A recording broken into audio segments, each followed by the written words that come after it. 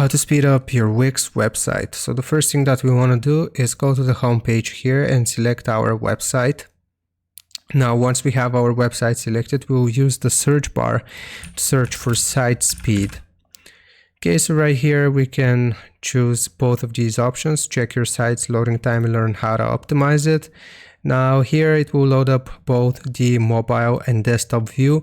So depending on which your website is mainly accessed from, here you will just go to it, for example, desktop.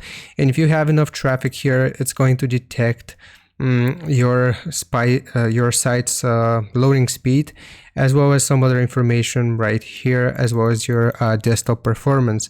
Now, if you have enough info, it will show you how to optimize your website here to speed it up, and you will just have to follow the prompts. But basically, if you use static images, that's going to increase your site speed instead of videos and GIFs. And also we can type site speed again, and I'm gonna select the second option here, and it's gonna look like this here. So site speed, you can find your analytics right here as well.